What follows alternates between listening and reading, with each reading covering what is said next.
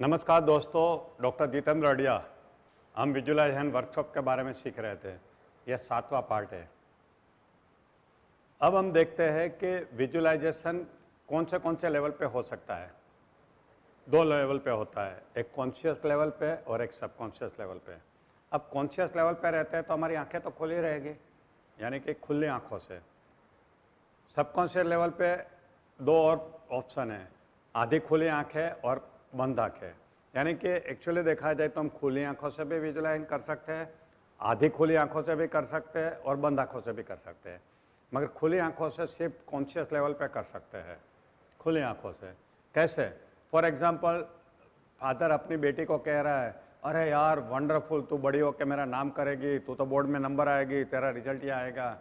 Father अपनी बेटी को ऐसा कह रहा है तो बेटी क्या कर रही है? वो विजुलाइजेशन कर रही है। क्या हाथ में मेडल है, मार्कशीट है, अप्रिसिएशन है, ये सब कुछ खुली आंखों से सब कुछ हो रहा है। जब बच्चे कहानी सुनते हैं ना तो भी वो खुली आंखों से विजुलाइज करते हैं। यानी कि कॉन्शियस लेवल पे ओनली एक ऑप्शन है, खुली आंखों पे विजुलाइजेशन। एक फिल्म आई थी, इसका नाम था साजन, जिसमें 2 हीरो थे, सलमान खान जो हैंडसम है, जो संजय दत्त जो उसमें लंगड़ा दिखाया है। अब देखिए, दोनों एक ही लड़की को प्यार करते थे, माधुरी दीक्षित को, और दोनों चाहते थे कि वो मेरी वाइफ बन जाए। मगर ये संजय दत्त जानता था विजुलाइजेशन करना, वो खुली आंखों से विजुलाइज करता था। एक गाना है, मेरा दिल तो इतना पागल है करके, वो गाना एक बार देख लीजिए। उसमें संजय दत्त खुली आंखों से विजुलाइज कर रहा है कि मैं इसके साथ, हीरोइन के साथ, माधुरी दीक्षित के साथ मैं रोमांस कर रहा हूँ, मैं जंगल में गाना गा रहा हूँ, ऐसा विजुलाइजेशन कर रहा है। दोस्तों, ये विजुलाइजेशन दिखाता है उसके अंदर, और आप देखेंगे कि उसमें रिजल्ट भी वही होता है। वो हैंडसम सलमान खान रह जाता है और शादी संजय दत्त के साथ होती है। दोस्तों, ये है विजुलाइजेशन का प्रभाव। तो विजुलाइजेशन कॉन्शियस लेवल पे करना है तो आपको क्या करना है कि अपने सबकॉन्शियस माइंड को पूरा कंट्रोल में रखना है, उसको इधर उधर भटकने नहीं देना है, नहीं तो नहीं होगा आपको। तो उसके लिए आपको क्या करना है, आपकी बिलीफ सिस्टम एकदम स्ट्रांग रखनी है। विजुलाइजेशन एट कॉन्शियस लेवल वही कर सकते हैं जो ऐसा मानते हैं कि मेरा कॉन्शियस माइंड के ऊपर मेरा परफेक्ट कंट्रोल है, और वो ये भी जानते हैं कि दुनिया में 2 क्रिएशन होते हैं, पहले माइंड में और फिर बाहर की दुनिया में। बाहर की दुनिया में कुछ भी होने के पहले मेरे माइंड में होना जरूरी है। तीसरी बात यह है कि उनको ये पूरा कन्विंस होना चाहिए कि मुझे ये विजुलाइजेशन का रिजल्ट मिलेगा मिलेगा और मिलेगा। और चौथा, जो मैं विजुलाइजेशन कर रहा हूँ वो मजाक नहीं है, वो रियलिटी है। ये बिलीफ उनकी होनी चाहिए अगर खुली आंखों से कॉन्शियस लेवल पे करना है तो। और 5वां, visualization is a creative process before actual creation. ये बिलीफ भी होनी चाहिए कि कोई भी घटना बनने के पहले ये विजुलाइजेशन बहुत ज़रूरी है, क्योंकि यही सृजनात्मक घटना है, इससे ही हमारा सर्जन होता है। It visualization is a creative process before any actual creation. ये चीज़ें अगर आपको कन्विंस्ड है, आप मानते हैं, तो आपके लिए बहुत आसान है विजुलाइज करना। और ये भी बिलीफ होनी चाहिए, anything and everything is possible. ये दुनिया में इम्पॉसिबल नाम की कोई चीज़ नहीं है। अगर आपकी इतनी सारी बिलीफ है तो ही आप कॉन्शियस लेवल पे करिए, नहीं तो नहीं करिए। और एक बात है दोस्तों, एक बार आप विजुलाइजेशन करना शुरू करें ना, then no logic. Conscious level में लॉजिक बीच में आता है। No doubt, no question ask, खुले आंखों से दिल से विजुलाइजेशन करिए। जैसे आप घटना को खुली आंखों से देख रहे हैं अपनी आंखों के सामने, ऐसा विजुलाइजेशन करोगे ना तो ज़बरदस्त रिजल्ट आएगा। दोस्तों, मैं तो आंख बंद नहीं करता हूँ, क्योंकि मेरा ये सब बिलीफ है ऑलरेडी, तो मैं खुली आंखों से कर लेता हूँ विजुलाइजेशन। कोई अच्छे इंसान को मिलता हूँ, मुझे लगता है यार इनसे दोस्ती होनी चाहिए, बस ऐसी इच्छा ही होती है। कब विजुलाइजेशन होता है कुछ नहीं, और मिल जाता है। मुझे याद है एक बार का बहुत पुराना एग्जाम्पल है, आज से 20 साल पहले। मैं एमवे की एक मीटिंग में गया था, यहाँ पे अहमदाबाद में बहुत बड़ी मीटिंग थी, 5000 लोग आए थे, राजपथ क्लब में मीटिंग थी।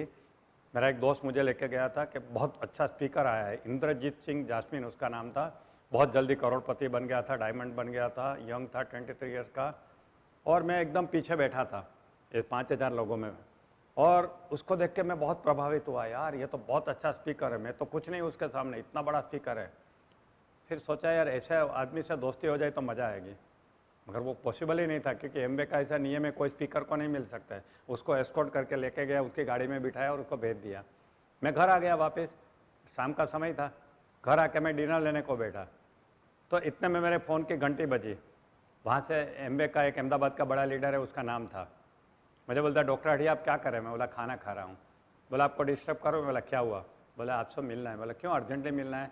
बोला इंद्रजीत सिंह जासमीन को मैंने आपकी बात किया और प्रेरणा का जना दिया तो इतने खुश हो गए, बोले मुझे ये आदमी को आज ही मिलना है क्योंकि वो रात की फ्लाइट से जा रहे हैं। बोला ठीक है आ जाओ। कितनी देर में आ रहे हो? बोले 5 मिनट में, हम नज़दीक में ही हैं। तो मैं तो जल्दी जल्दी खाना ख़त्म किया, थोड़ा सा तैयार हुआ और उनको बुला लिया। 5 मिनट का बोल के आए थे वो, 1 घंटा बैठ के गए और इतनी बातें हुई जैसे हमारे पुराने दोस्त है इंद्रजीत जासमीन से। उसने बहुत सारे सवाल पूछे मेरी सक्सेस के बारे में, मेरी प्रेरणा का जर्ना के बारे में। देखे दोस्तों, मैं वो सभा में बैठे बैठे सिर्फ यही सोच रहा था कि ये आदमी से मेरी दोस्ती कैसे होगी, ये आदमी बहुत अच्छा स्पीकर है। अभी ऐसा होता ही है ना, जब किसी को सुन के प्रभावित होते हैं तो हमको लगता है यार हमारे फ्रेंड लिस्ट में होना चाहिए, और ये हो गया। ऐसे तो मेरे लाइफ में बहुत सारे एग्जाम्पल है दोस्तों। अब देखिए, अब एक और एग्जाम्पल देता हूँ। एक आदमी है जिसका पास ये बिलीफ नहीं है, जिसका नाम है बाबूलाल। अब खुली आंखों से विजुलाइज कर रहा है तो उसका लॉजिक कैसे डिस्टर्ब करेगा, ये मैं आपको एग्जांपल बताता हूँ। फॉर एग्जांपल, वो विजुलाइज खुली आंखों से कर रहा है कि मेरी मर्सिडीज कार आ गई है, और अंदर से लॉजिक स्टार्ट होता है, पहले पुराना स्कूटर तो बेच तू। फिर वो विजुलाइज कर रहा है कि मुझे बहुत धन आ रहा है, तो अंदर से आवाज़ आएगी, साले बैंक में तो जीरो बैलेंस है, तू कहाँ धन की बात कर रहा है। अंदर से ही आवाज़ आएगी, उसका लॉजिक काम करेगा। विजुलाइज कर रहा है मेरा शुगर लेवल नॉर्मल हो गया है, अंदर से आवाज़ आ जाएगी, सुबह का रिपोर्ट तो 200 का दिखा रहा है तुम्हारा शुगर का।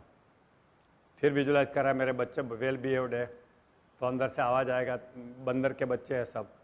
कहने का मतलब है कि ये लॉजिक उसको डिस्टर्ब करता ही रहेगा। ये अगर ये लॉजिक आपका चलता रहता है ना, तो खुली आंखों से कॉन्शियस लेवल पे मत करिए, गो टू सबकॉन्शियस लेवल। अंदर जाइए अपने अंदर, और अंदर जाने को कहते हैं अल्फा स्टेट। और उसके लिए आपको रिलैक्सेशन नाम की या मेडिटेशन नाम की प्रोसेस से अंदर जाना है।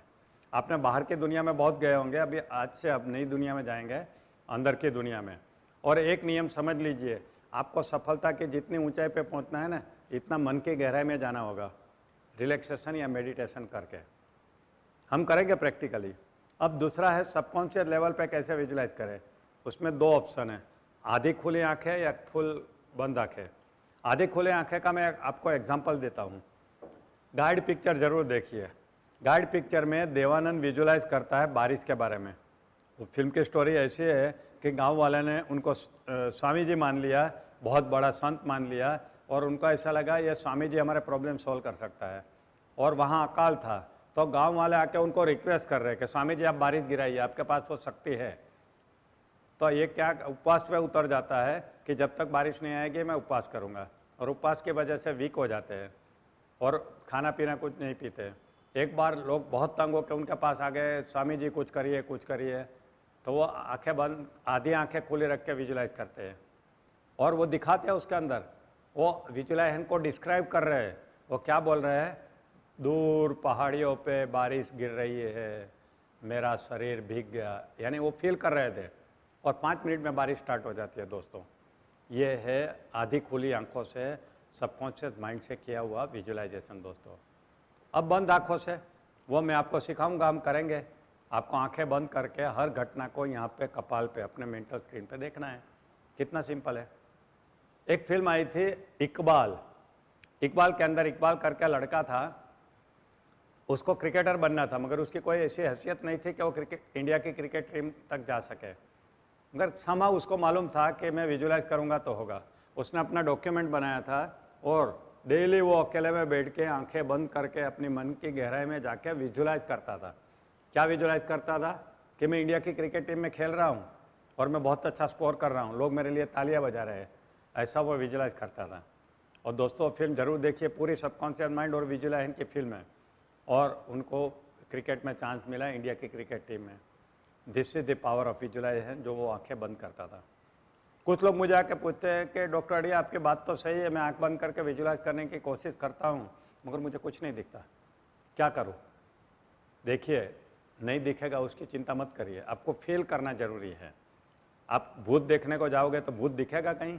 नहीं दिखेगा, मगर भूत का एहसास हो सकता है। आपको क्या करना है? कुछ लोग बोलते हैं कि मुझे भगवान दिख गए। भगवान ऐसे आंखों से नहीं दिखते, उसका एहसास होता है। ये एहसास को ही विजुलाइजेशन कहते हैं, feeling. And feeling is more important than seeing. Visualization is not only objective seeing but it is subjective feeling. आपको फील करना है कि मैंने ये विजुलाइज किया, अंदर ऐसा रोम रोम में फील करना है, तो आपका विजुलाइजेशन हो गया। ठीक है दोस्तों, आप समझ गए? करेंगे? विजुलाइजेशन की टाइप समझ लिया। तीनों टाइप से कर सकते हैं, खुली आंखों से, आधी खुली आंखों से और बंद आंखों से। कॉन्शियस लेवल पे, सबकॉन्शियस लेवल पे। अब हम बंद आंखों से करने की प्रैक्टिस करेंगे अगले पार्ट में। अगले पार्ट में जाएंगे हम। ये 7वां पार्ट यहाँ ख़त्म होता है। 8वें पार्ट में मैं आपको बहुत अच्छी तरह से विजुलाइजेशन करवाऊंगा। उसके पहले आप डिसाइड कर लीजिए कि आपको क्या विजुलाइज करना है, उसकी स्क्रिप्ट भी बना लीजिए।